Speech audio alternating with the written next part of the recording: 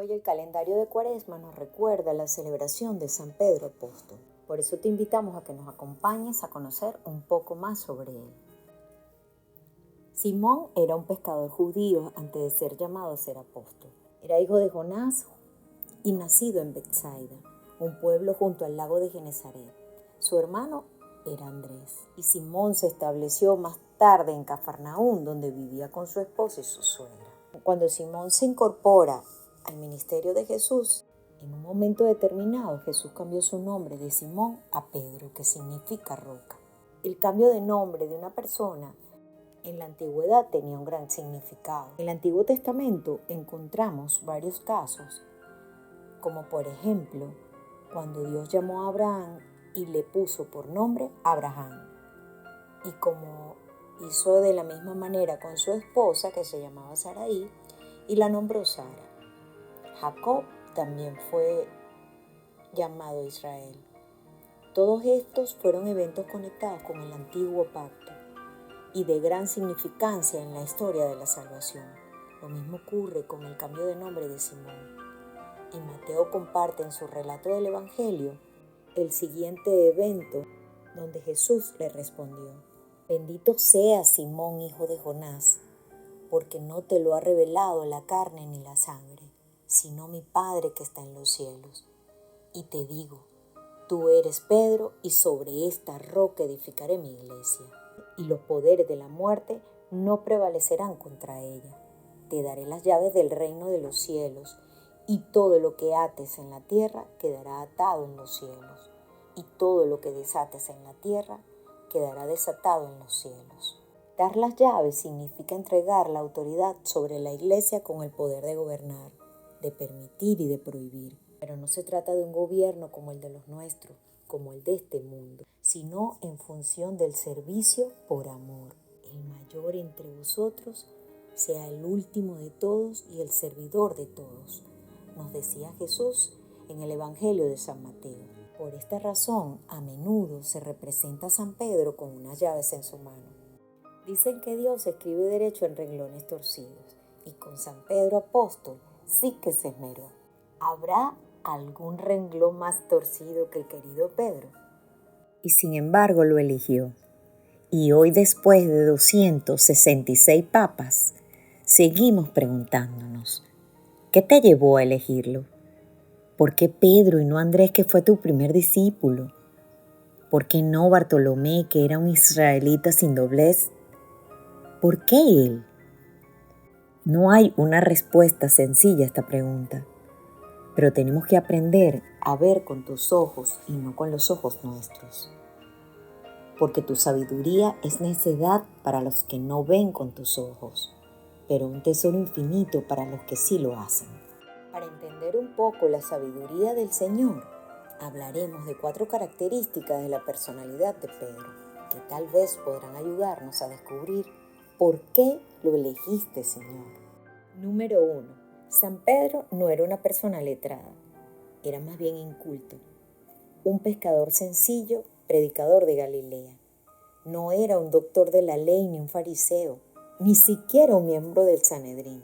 Era un sencillo pescador, un trabajador asalariado que vivía del trabajo de sus manos.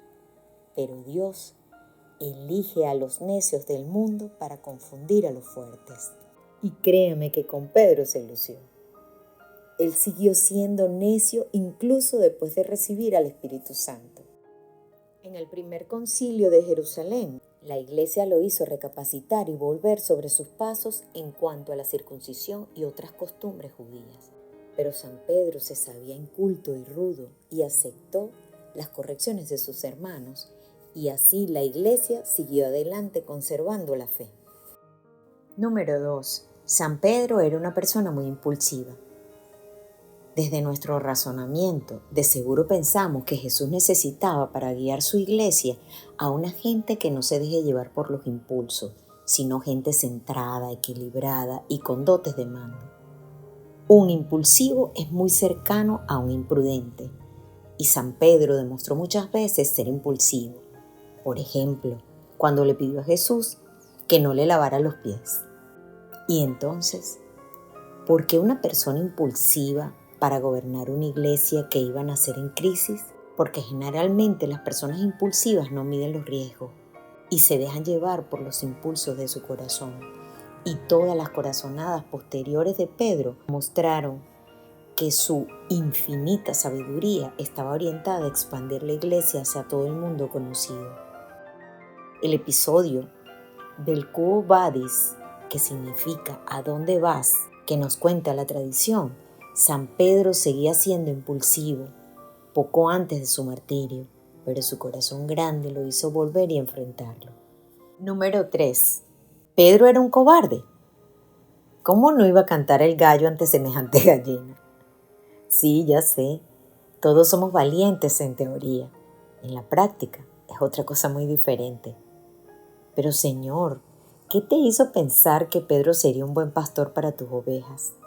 Si se asustó con la acusación de una cocinera, es que Dios también elige a los débiles de este mundo para confundir a los fuertes, para que se viera que la iglesia no era una obra de los hombres, sino una obra de Dios. San Pedro también era asustadizo como lo somos todos, y un ejemplo de ello lo vemos cuando en la barca, siguiendo sus impulsos, quiso seguir a Jesús, caminando sobre las aguas, pero se acobardó por su falta de fe y de ese modo el Señor le enseñó que la fe es más importante que la valentía y que no quieres valientes, sino hombres que confíen en ti plenamente sin dudar un segundo, porque el que confía en su propia valentía, entonces no tiene necesidad de ti.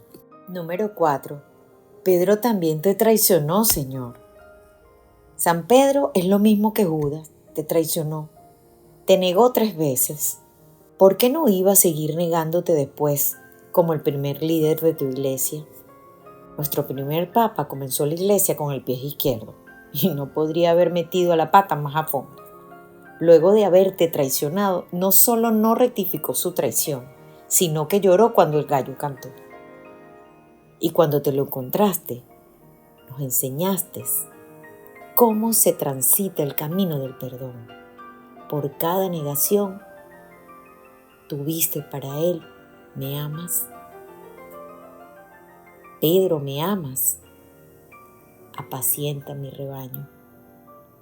Porque de ese modo nos enseñas que no importa las veces que te traicionemos, las veces que pecamos, sino las veces que nos arrepentimos.